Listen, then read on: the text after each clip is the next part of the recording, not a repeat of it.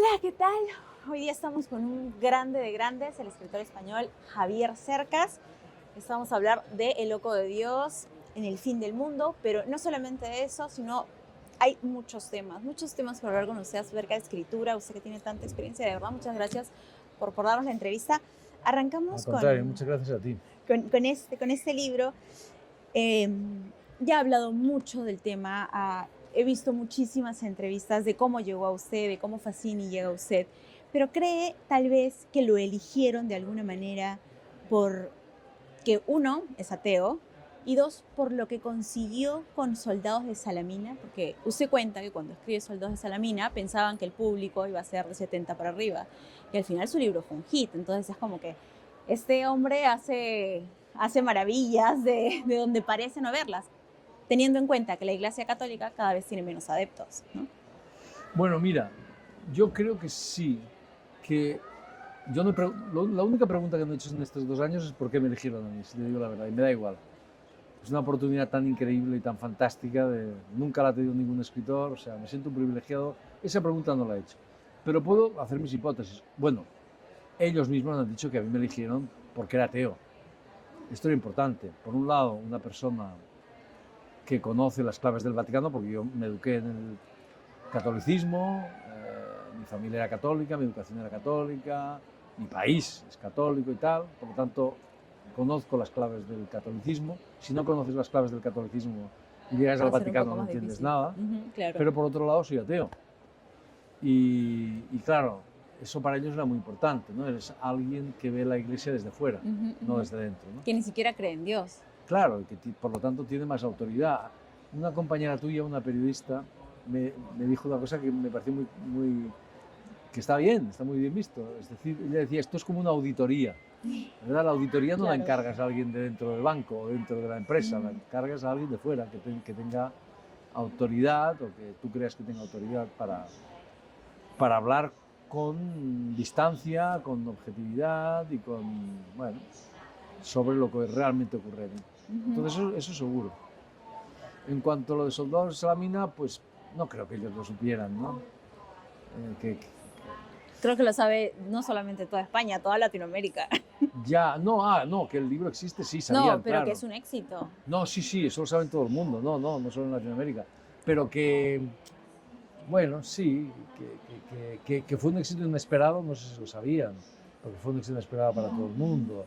Ellos sabían que yo era un escritor conocido, que mis libros se leen mucho y todo eso, lo cual es verdad en Italia, en muchas partes del mundo, por fortuna para mí, pero honestamente tampoco creo que supieran que iba a salir, bueno, no, honestamente no, es que me lo han dicho ellos, que no creían que iba a salir un libro así. Ellos pensaban más bien, me parece, una especie de reportaje. Claro, una crónica. Una crónica.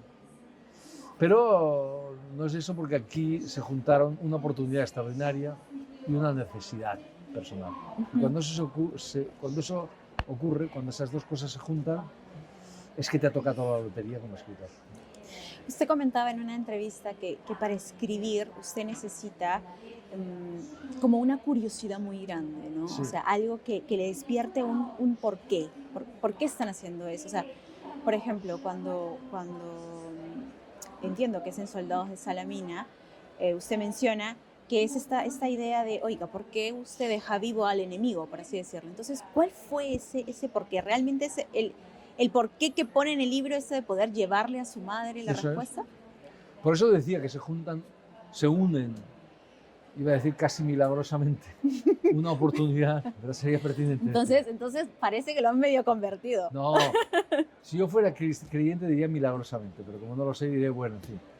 Digamos, muchas casualidades. Claro, exactamente. Lo que han ocurrido son muchas casualidades, muchos azares, ¿no?, que se han juntado. Y el principal es ese, es que por un lado la Iglesia me ofrece, el Vaticano me ofrece hacer ese viaje a Mongolia, pero sobre todo al propio Vaticano, es decir, entrar ahí, preguntar, etcétera. Eso nunca se lo habían propuesto a ningún escritor, es increíble, pero es así.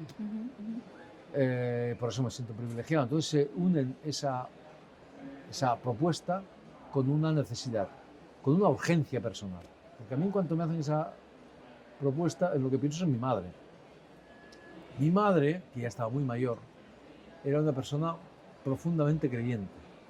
profundamente, seriamente creyente, nada de beaterías, no, seriamente creyente. En algún momento del libro se dice que, comparada con la fe de mi madre, la del Papa Francisco era más bien dubitativa, Sí. ¿verdad?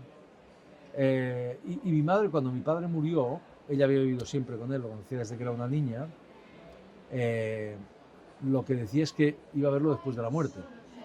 Y esto no lo decía porque ella fuera una mujer rara, ni porque se le hubiese ocurrido, ni porque nada, sino porque exactamente eso es lo que dice el cristianismo. Esto es asombroso, pero a muchos cristianos se les ha olvidado, a muchos católicos se les ha olvidado.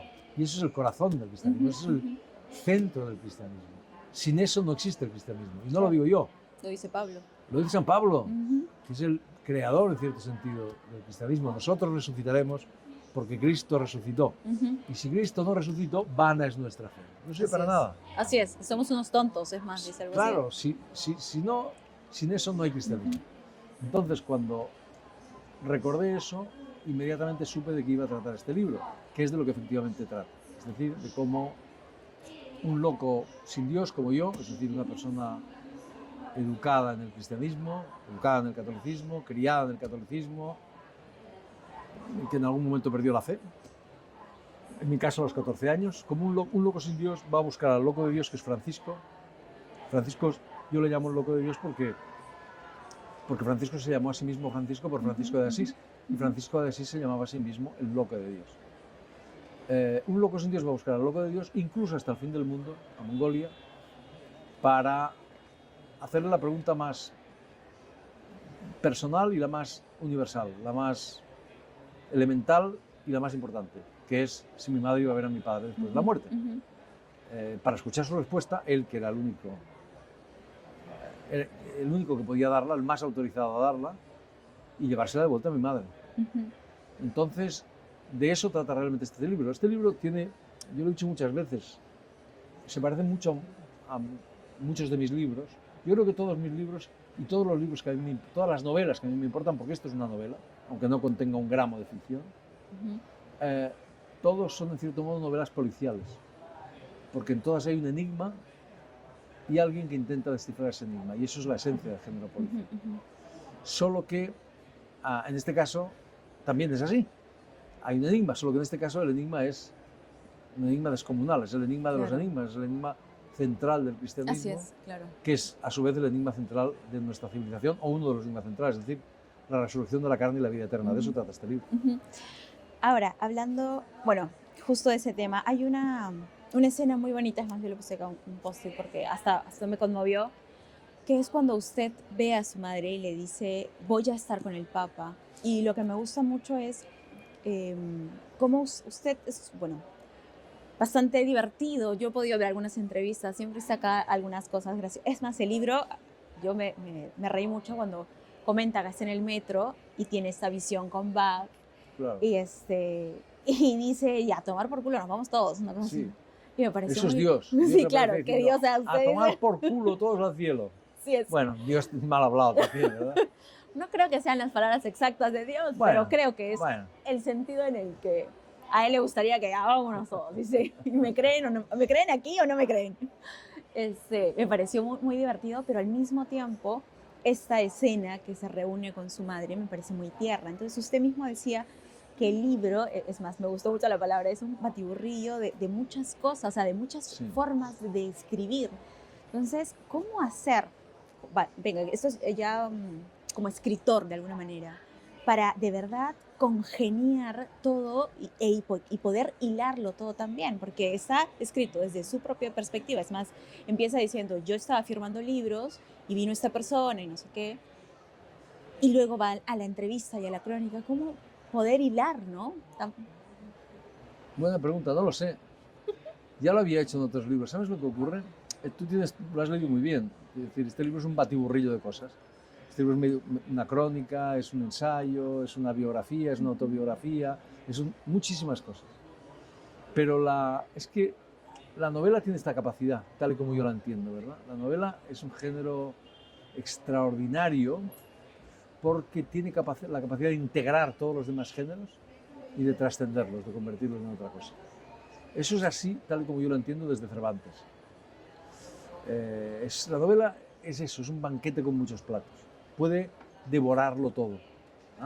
Es como un animal omnívoro que va comiendo esto, lo otro. Así en realidad se desarrolla ya en la historia, ¿no? Esa es la historia de la novela. Entonces, en muchas de mis novelas funcionan así, como mezcla de cosas, ¿no? Bueno, digamos que me sale de manera natural. A mí me interesan esos novelistas que entienden la novela como eso, como un mestizaje de cosas. O sea, Cervantes, fundamentalmente, y la novela primitiva. Bueno, creo que así es más rica, creo que así es más, ¿no? También es una manera de romper con la forma convencional de la novela, ¿sabes? Creo que las buenas novelas rompen con las convenciones. En teoría las novelas son ficción, pues yo escribo novelas sin ficción. En teoría las novelas solo cuentan una historia, pues yo además de contar una historia reflexiono, escribo, tal, hablo de esto, de teología, de ética, de no sé qué, De música. de música, de la historia, de todo, pero con un sentido unitario, ¿no? Con una construcción unitaria. Yo, esto te lo voy a decir a ti, pero no lo voy a decir por ahí, ahora que no nos oye nadie. No, es lo que quiero, es decir, yo creo que hay que transgredir las normas de los géneros. Y una forma fundamental es juntarlos, es mezclarlos, pero también dotarlos de una unidad en esa mezcla, ¿no? Claro. La novela tiene esta fantástica capacidad para mezclarlo todo, pero con un sentido unitario, ¿sabes? No es una mezcla porque sí. Claro. Es una mezcla porque el libro lo exige. Es como el plato principal, no sé, es la carne y lo alimenta uno con, no sé, ensalada y otras cosas que suman al plato. Una cosa así. Bravo. Una buena novela es un banquete con muchos platos. Un banquete donde hay de todo, ¿no? Todo eso, ensaladas, carnes, pescados, postre. Que uno satisfecho, claro. Y queda uno, ¡guau! Más que satisfecho. Ahora, ¿cree usted que hay que vivir para contar? Escuchaba, como le decía, una entrevista en la que usted decía que cuando era joven, bueno, vivía en Barcelona y a 100 metros de usted estaba una comunidad muy pobre y eso le sirvió también para otra novela. Entonces, es más, tenía 17 años, si no me equivoco, cuando vivió eso y me pareció increíble que usted dice, yo voy a contar eso. Entonces, primero, desde los 17 años ya pensaba en escribir y segundo, ¿hay que vivir realmente para contar o uno puede crear grandes ficciones sin necesidad de palparlas de alguna manera, ¿no? Vivir es inevitable. Vivimos todos. Hay gente que no ha tenido grandes vivencias y han sido inmensos escritores. Borges, por ejemplo, ¿no? Proust. Claro. Pobre, no salió de su casa. En cambio, otros tuvieron grandes experiencias, ¿no? Cervantes, ¿no? Estuvo en la cárcel, que estuvo prisionero en Argel, que vivió batallas extraordinarias, que... Entonces no hay reglas. Vivir vivimos todos. Y además en la vida más aparentemente anodina está contenido todo, ¿no? Así que cada uno hace lo... No sé qué decirte. Sí, todo nos alimenta, ¿no? De algún modo. Ahora me acuerdo de un artículo, un ensayo de Vargas Llosa, justamente sobre Hemingway. Hemingway era el prototipo de escritor de acción, el hombre de acción que escribía, ¿no? Se iba a un safari, se iba a una guerra, sí. Se iba, etcétera, etcétera. Y Vargas Llosa en ese ensayo dice, muy bien, sí, hacía todo eso, pero en realidad todo eso lo hacía para escribir. Su propósito fundamental era escribir, era tener esas experiencias para poder escribir sobre ellas. Yo creo que era verdad, que lo que a Hemingway le importaba no era tanto vivir esas experiencias como escribirlas. Escribir. Entonces no hay reglas, sí, todos, por anodina que sea nuestra vida, ahí está todo. ¿No? Nos enamoramos, nos sufrimos, en un solo día pasa todo, ¿no? En un solo día experimentas la mayor dicha y la mayor desdicha. Así que vivir es inevitable, escribir no. Pero ayuda a vivir bien, en todo caso. Ayuda, no. O sea, soltar, a liberar de alguna manera. ¿Cómo? O sea, soltar, a liberar, escribir también ayuda un poco a la psiquis. Eso por supuesto. Sí, la idea de que la literatura es terapéutica, los escritores la rechazan, pero es falso. Por supuesto que es terapéutica. Yo si no escribiese sería un tipo mucho más peligroso de lo que soy. No, la verdad, por supuesto. Metes ahí todas tus neuras, tus neurosis, tus frustraciones, tus ansias de venganza, todo eso lo metes en la literatura y de algún modo te liberas de ello. Así que claro que sí, hay una dimensión terapéutica, esto es indudable, ¿no? Como en el psicoanálisis un poco, ¿no? Eso es indudable. A los escritores, insisto, les molesta mucho decirlo porque parece que, pero es así. Porque ahí están de alguna manera expresados sus monstruos, por así Totalmente, decirlo. totalmente. La literatura es el lugar en el que puedes meter aquellas cosas que en la vida real te pueden destruir. Todos experimentamos el odio, todos experimentamos... Quien no experimenta el odio no es una persona. El odio, la frustración, los deseos de venganza, ¿no? Todo eso lo metemos en la literatura. Y de algún modo nos liberamos de ello, ¿verdad? Es así. A eso le llamaba, Bataille le llamaba el mal, ¿verdad? La literatura se alimenta del mal, de lo malo, no de lo bueno. Sí. Es por eso de que dicen que mientras uno está peor, mejor escribe. Claro. Yo ayer lo decía en el acto tan bonito donde me dieron el doctorado honoris causa. Le habían dado a Borges y a Vargas Llosa. Y decía eso, que en un mundo feliz no habría novelas, seguro. Poesía tal vez, poca y malísima, pero novelas seguro que no habría. Los escritores nos alimentamos del horror, del dolor, de la tristeza, de la violencia, de lo malo y no de lo bueno. Somos como animales carroñeros, como bestias carroñeras, ¿verdad? En el mejor de los casos, los mejores de nosotros son como los alquimistas que transformaban el hierro en oro. Los mejores de nosotros son eso, como los alquimistas, transforman el dolor, la violencia, el horror, todo lo malo en belleza y en sentido. Y por eso yo creo que la literatura es útil, extremadamente útil. Y es un placer, como dice usted. Y es un placer. Y una forma de conocimiento, las dos cosas. Si pudiera, volviendo al libro, ¿no? ¿Qué cree que es ese conocimiento que podemos nosotros adquirir después de leerlo, ¿no? O sea, es placentero, sin duda. Uno se va a reír, se va a emocionar, se va a cuestionar, porque cuestionas incluso la Iglesia Católica y hasta uno mismo, ¿no? Los misioneros, por ejemplo. O sea, a veces uno dice, y bueno, ¿y qué estoy haciendo yo? Ya sea como cristiano o como lo que sea, ¿no? Porque incluso los comparaban con una ONG, ¿no? O sea, la manera de ayudar a eso voy. Pero ese aprendizaje, ¿cuál fue para usted en todo caso y que ha querido transmitir el mayor aprendizaje de hacer este viaje con el Papa, ¿no? A mí este libro me ha cambiado por completo la vida, totalmente. Pero claro, un libro que no te cambia la vida no puede ser un buen libro. Un libro es una aventura. Y una aventura que no te cambia la vida no es una aventura. La literatura es, como decías, es placer, pero también es conocimiento. Y el conocimiento que no te cambia, la perspectiva sobre las cosas no es conocimiento. Entonces a mí este libro me ha cambiado de arriba abajo. ¿Qué conocimiento puede sacar el lector? Es muy importante lo que voy a decir. Cada lector saca el suyo. No hay dos lectores que lean el mismo libro. Sí, sí. Entonces, y no es un conocimiento práctico. Hombre, supongo que se aprenden cosas que no se sabían, ¿no? Que la iglesia es anticlerical, que no sé qué, que muchas cosas, ¿no? Sí. Supongo.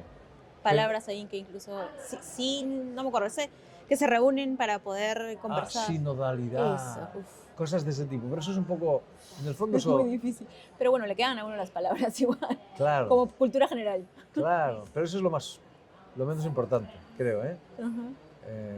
¿Y por qué le ha cambiado la vida? Porque veo las cosas de manera distinta. Todo lo veo de manera distinta. No solo el cristianismo, no solo la iglesia, no solo el Vaticano, obviamente, sino yo mismo, ¿no? Yo me he entendido mucho mejor muchas cosas de mí mismo. ¿Por qué me hice escritor, por ejemplo? Yo me hice escritor porque perdí la fe, Sí. ¿no? Y esto con este libro lo he tenido clarísimo. Pero creo que cada lector, el conocimiento que extrae cada lector de un libro es distinto. Porque el libro, las novelas no las hacemos los escritores, las hacen los lectores. Una novela es una partitura. y es el lector el que la interpreta. Y cada lector la interpreta a su manera. Y en eso consiste el embrujo, la magia de la literatura, ¿no? Un libro sin lector es letra muerta. Es cuando el lector abre sus páginas y empieza a leer, cuando esa letra muerta cobra vida. Y además una vida nueva y distinta en cada caso. Entonces, el protagonista de la literatura, aquí hay un malentendido inmenso. Es creer que el protagonista de la literatura es el autor, es falso. El protagonista de la literatura es el lector, que es quien termina los libros, ¿verdad? Nosotros los empezamos, pero el lector los termina. Y esto es así, no hay ninguna discusión. Entonces cada lector hace el libro a su manera, ¿no? No hay un solo Quijote, cada lector crea su propio Don Quijote y aprende cosas distintas, que no son conocimientos prácticos, son conocimientos de uno mismo, del mundo. Entonces así funciona la literatura, por eso es inagotable. Y a pesar de que en estos tiempos cada vez la gente consume menos papel, cada vez consume menos libros, ¿se cree que todavía hay vida para los libros? Bueno, es que los libros son libros en papel, electrónicos, me da igual, ¿eh? Madame Bovary. ¿Usted cómo lee? ¿Electrónico o papel? Yo no leo, no. Bueno, leo los periódicos en cosas. En digital, claro. En digital. Pero libros no, los libros los leo en papel. Es más rico leer el libro, tenerlo. ¿Perdón? Es más rico, digo, leer el libro, No, tenerlo. A mí, bueno, no. para mí sí es Bueno, una no sensación lo sé, diferente. pero si alguien lo lee en digital, no tengo nada contra él. O sea, el libro es el mismo, ¿eh? Estoy seguro. Claro. Entonces, que si tiene algo que decir la literatura, pero por Dios, ¿qué es lo que no puede decir la literatura? De verdad, ¿qué es lo que no puede decir? O sea, Bueno, hay literatura. ¿qué es lo que no puede decir? Ahora, usted mencionaba a Vargas Llosa, entiendo que mañana hay un conversatorio de Vargas Llosa. Sí. Hay un legado muy grande que ha dejado Vargas Llosa. Creo que más tiempo vivió en España de lo que aquí, pero ¿cree usted que de alguna manera, por lo menos aquí en Perú, es un poco sobrevalorado Vargas Llosa de lo que ha sido en el resto del mundo? ¿Sobrevalorado? No, creo que está infravalorado en el Perú. Perdón, infravalorado será. No, es un escritor muy importante, no en el Perú, en todas partes. Por eso, pero ¿cree que no le dimos, o acá, no le hemos dado tal vez el espacio y el lugar que se merecía como se lo dieron en otros lugares? No lo sé, eso tendríais que decirlo vosotros.